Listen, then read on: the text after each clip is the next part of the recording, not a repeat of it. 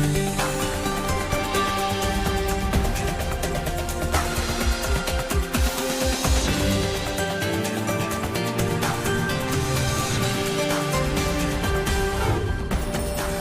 today's World Insight, the arts as a universal language beyond race, space, and persuasion.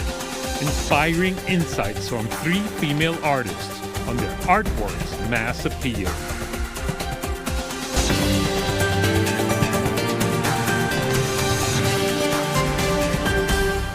Hello, I'm Tian, and welcome to World Insight. Both China and Europe have rich history, enormous cultural traditions, and vibrant art scenes today. Traveling to each other's places, getting to know one another, could be the very starting point of starting a real conversation about cultures and beyond. Today, I'm following the trip of Dr. Abigail O'Brien, the president of the Royal Hibernian Academy of Arts and Artists from Ireland, while she is traveling in Beijing. Let's hear her stories together with her friends and their conversations, which is really about friendship, about cultural exchanges, and about something goes beyond words, that's going to the hearts. Such a pleasure to see all of you here in Beijing, Abigail, Jessie, and Bingyi. But I know, Abigail, this is your first time, so I really wonder, in a complex world today, for women artists or women director of art institutions, how do you read the changes from your own perspective? Abigail, you go first. Well, most of my work comes from my experience. It all has an impact on my life, but it's usually after the event that I would have a reflection on that and make work about that. I mean, I agree with you. With so many dynamic changes around the world, creativity become increasingly vital. And artists are my sources of inspiration. And it's my mission and responsibility as a museum director to support artists and their artistic creations, and also my passion to support them as well.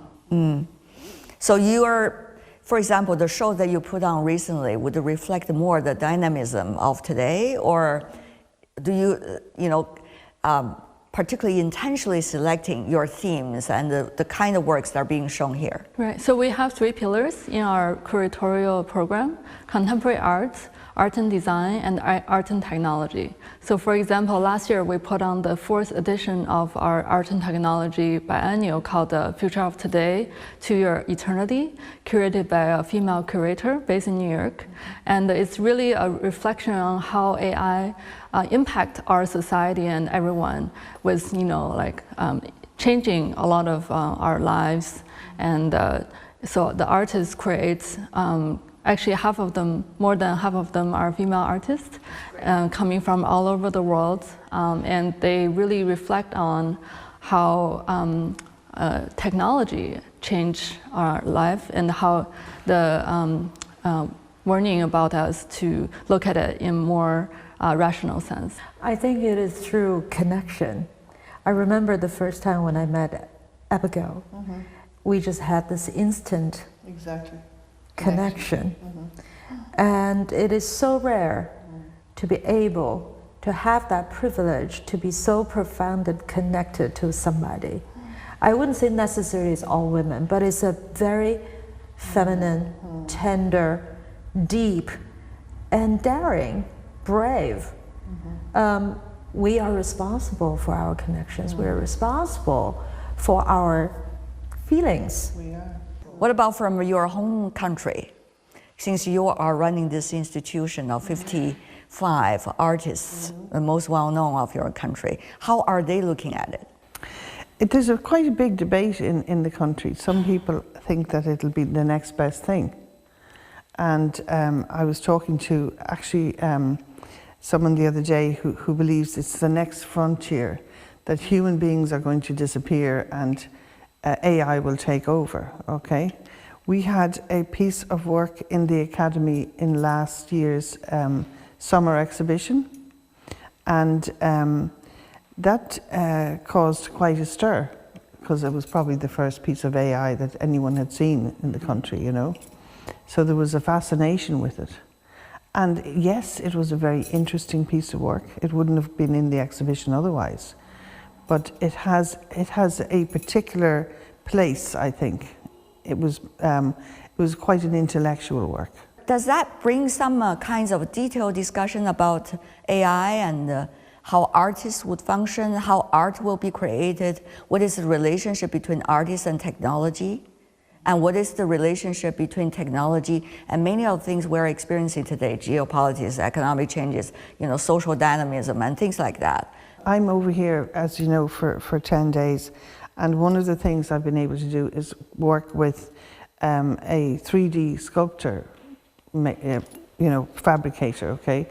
They can help with the tools that I need in order to complete the sculpture. Like I'm going to be using stainless steel. Okay, so this is a material that our 3D sculptors in Ireland can't use yet. They don't have the capability, okay? What have you learned about their ways of using it? Well, you see, I have a concept in my mind about how I see my piece, okay? And I'm using stainless steel because I want it to reflect the environment around it, okay? So they're just following my instructions, really. But how is this related to the AI that you earlier discussed? Well, I'm talking about technology, okay? AI, I suppose, is an extension of that, you know? To me, it's not something that I would be particularly interested in exploring, because I think, first of all, my work comes from here. It doesn't come from somewhere out there in the universe, you know? And I like to feel my work. I like to have my hands on it, you know? But what about using it as a tool? Well, we don't know yet, you know? Like, we're only speaking in hypotheses at the moment. We'll see what happens, but it's not something that I'm terribly excited about. That, for me, the AI tool is going to have a very detrimental effect on world matters, you know? As it is, technology has almost taken over the lives of small children, you know? And if you can, say you're a poet or a writer, if everything could be done by just putting it into a computer and spewing it back out, then the actual emotions of the writer will be lost. Yeah, I agree with Abigail that AI is like a tool. So it's also kind of like a wing that whoever wears it decides how far or which way they're going with it. So with the AI technology, actually the technology incorporated in the art is not new. So since the 80s, 90s, Rauschenberg, been using generative art or all kind of technology creations with art. And so far we haven't seen really a true AI art that's really genius work. No. And I think, of course, technology is changing and there's so much development in everything, and we cannot predict what's happening in the future. But I can see a lot of efficiency using AI to help a lot of artists to produce digital materials, to produce work that would in the past take hours and hours to make. Videos, images, like with all kinds of technology, and AI can do it in really a few seconds. To me, everything is a poetic impulse. What I meant is that you must get to the very bottom of your feelings, emotions, and your very being. And in that, I think AI is very limited. I'm a heavy user of AI myself. I've created space, context, novels, films with AI.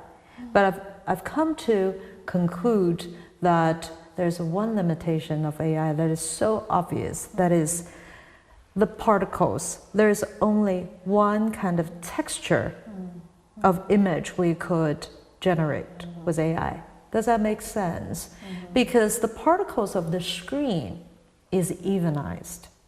Therefore, we cannot produce anything that has complete different voice, density, texture, smell, sensations.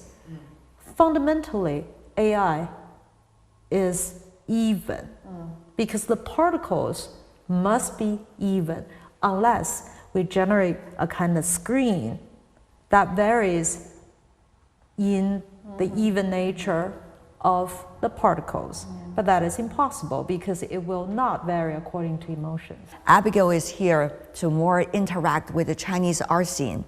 I know you have a heavy workload every day, but you are so fascinated by it. Oh, absolutely. You It's even been have a wonderful. long list of names you want to read to us, who you met. But, tell us, what have you learned from this trip? I think what's really important is we have 2 ears, 2 eyes, and 1 mouth. Okay. So to look and to listen is vital when you come on a visit like this. And what has fascinated me is that there's a great crossover in our visual language. In terms of the things that you express, I can read them immediately. Yes. I can't maybe understand. It's almost like I was reading you as you were going. I remember at the very last, I was just holding you. It's very rare to have this kind of physical expression. And now that was art. What's fascinating is that there's a huge crossover in terms of visual language between Chinese culture and Irish culture. I've been very impressed by your scale. It's much bigger than anything that I've ever seen in Ireland, for example. Here you need to have rollerblades to go around the museums. You also seem to have a culture that really supports your artists, which is a wonderful thing. Now there's similarities in terms of when I speak to women artists, they still have the same issues around the double jobbing, if you like, because most women artists have to take care of family, they have to be carers, they have to be, involved in the housework, all that kind of stuff, right? So that time is an issue for them. So that would be exactly the same as for me in Ireland, time poverty.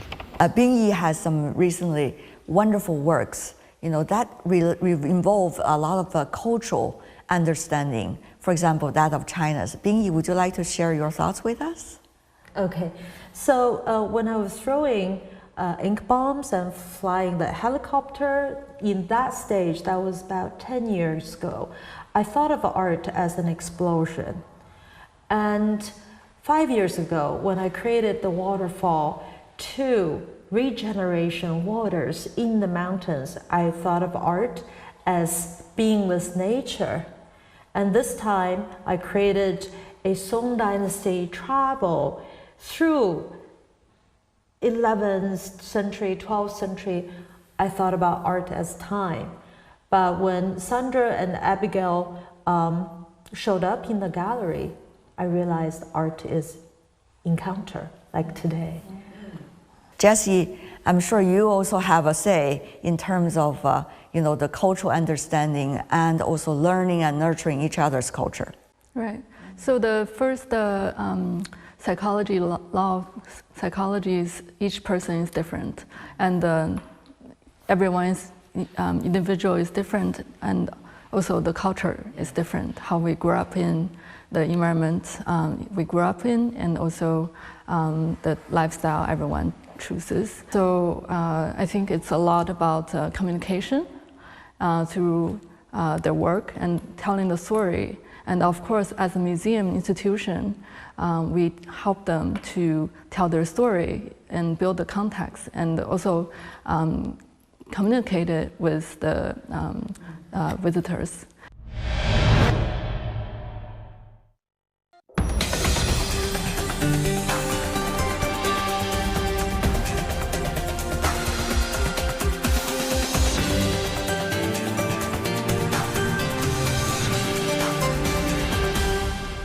Abigail is also leading an artist institution. Yes. I'm sure when you go back home, your fellow colleagues were going to ask you what you have discovered.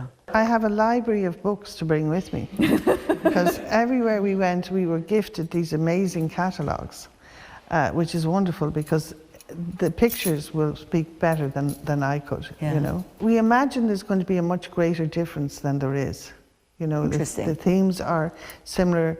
The paint, you know, using oil paint or ink or printing, all those things are similar no matter where you are in the world. But we can learn in terms of perhaps how the mark making is done. Have you learned some interesting examples through Bing Yi or others? Well, just the use of ink, and it's Bing Li uses an amazing technique, which is like pointillism. You remember that from, you know, little tiny dots to build up a picture. The whole thing of water on different papers, different surfaces, on silks, things like that. And also Bing Yi, you also have discovered Abigail's works. So to you, what about her as an artist or as someone who works with artists that's the strongest to you?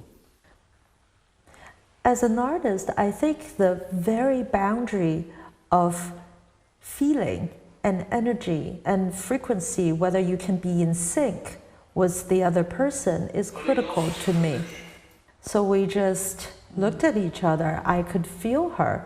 She has this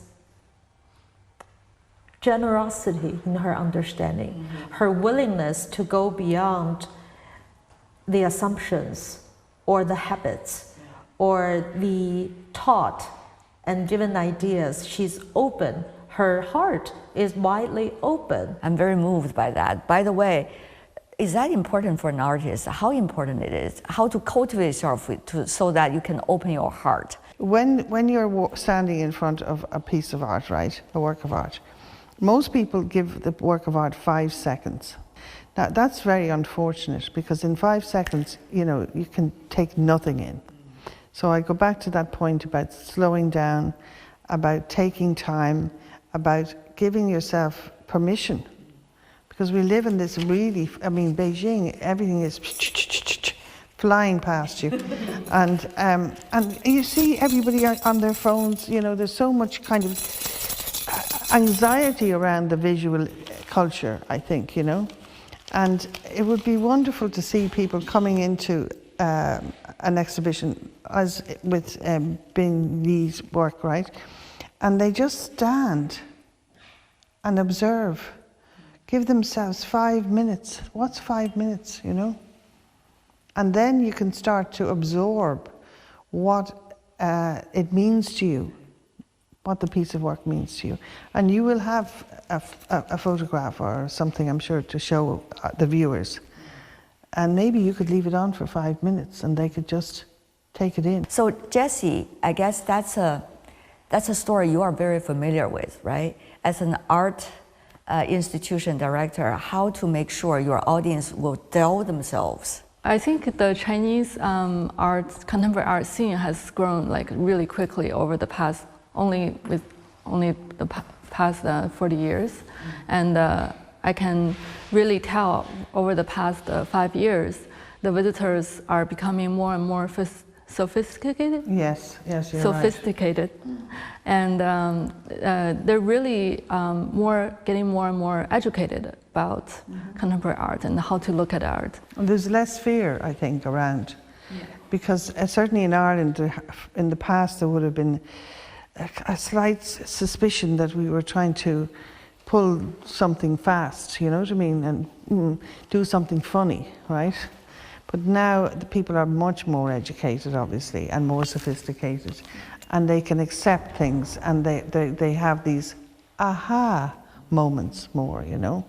And be part of this aha moment. Yeah. So I think social media can be a good thing and a bad thing, double-sided.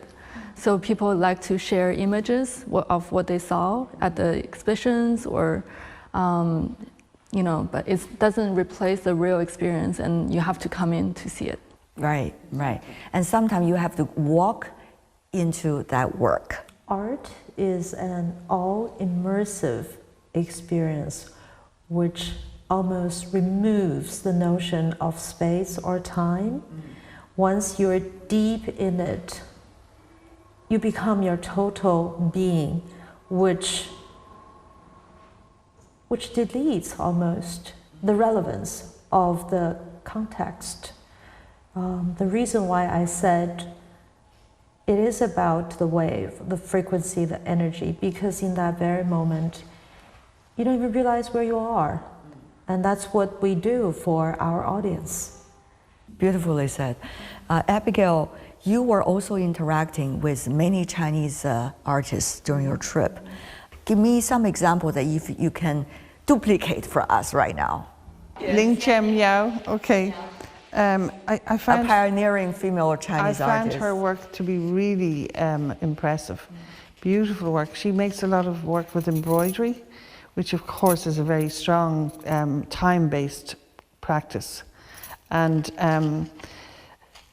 the pieces were huge as well. So I was wondering, how did she manage that? And she has assistants who help her, which again is something that goes right back in the history of art making, where the master had various people working with them.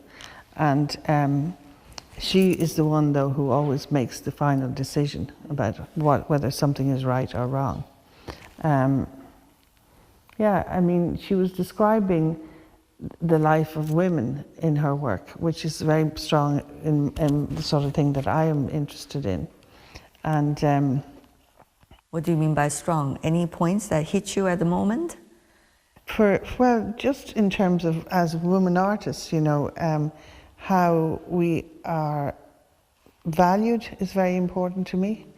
In the past, the history of women was pretty much ignored. The only in terms of the academy, for example, which I'm the president of, I am the first woman in 200 years to be president. That's amazing, you know. The art world was very strongly a boys' club, I think, in terms of the numbers of works that are collected of women artists. In many cases, there's far more men being collected than women. 25%, women receive 25% less money for their works than men do. They have less exhibitions in general. In our academy, we now have gender balance, and that has been a theme that has been very strongly supported by both the men and the women in the academy over the last number of years. Having said that, though, how can we know each other better? I really always wonder how art can help. If it is a necessity, I think it is a necessity. Absolutely. Yeah. Even if it just starts the conversation, you know, it opens doors. In any country all over the world, you can sit down and start talking about art. We can disagree, we can agree to disagree, but we're in discussion, we're in conversation. And that would make the others see the other aspects of us that it wouldn't see in the political or economic dialogue. Exactly. Isn't it, Bingyi? I think it's about value. What do we value the most? We should value sincerity, open-hearted conversations. We should value honesty. We should value our time spent in the most precious way. Every single day, every minute, every hour we spend is actually valuable. And I'm hoping that I could spend, or anybody could spend, on things that they truly love and care about. Right. You know, I'm thinking about all your lives. You're an artist yourself, while at the same time you're an influencer in China. I know women are very strict with ourselves. You know, we want to make everybody happy. But how do you try to do this? You know, you have so many different layers that you need to work on. How to make that happen? Yeah, so there's two parts of my work. One is really trying to explore and understand and talk to the artists. And one side is to communicate that to the public. So really it's the balance of both worlds that becomes really vital in my work. And Bingyi? Well, one would assume that if you're creative, if you're in power, people adapt to your needs. But that is totally wrong. It's quite the opposite. I have to, and we all have to constantly adapt to other people's needs, to other people's understandings, to support. So now, here's the challenge, right? Once we keep adapting ourselves, to what extent we have to set the boundary and say, oh, that's it, I'm no longer adapting. So this need to adapt like a beautiful lizard or like a beautiful butterfly to fit in the flowers is universally beautiful, but I think quite challenging. So my way to see this, or to say that, okay, I'm adapting to other people's needs, or I'm adapting to the environment, is to be creative. So I basically create sort of a context. So it's not the tools, it's not the expressions, it's not even the artwork, it's the context where people can come in and say, okay, here's my needs, or here are my needs. And I want them to be met. But meanwhile, before my needs are met, what can I do to help you? I feel very privileged to be able to do what I do. I love being able to make artworks.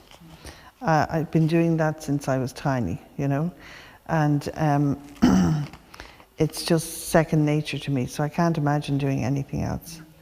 And I'm in the academy. It's an academy for artists, with artists. You're working all the time with your own tribe, if you like. Indeed. Yeah.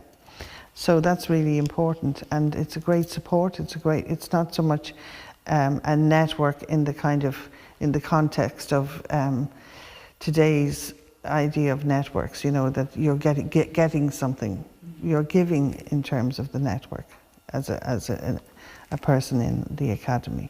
But for now, we're running out of time. It's such a pleasure to get to know three wonderful ladies who are working so hard for the art and to know one another. Thank you so much. Thank you. Thank you. That's a great conversation among artists, both from China and Ireland. As you can see, that conversation will certainly continue in the near future. And that's all the time we have for today. If you'd like to know more, search World Insight, check out our YouTube channel, follow us on X and Facebook. I'm Tian Wei. On behalf of my team, thanks for being with us. Bye for now.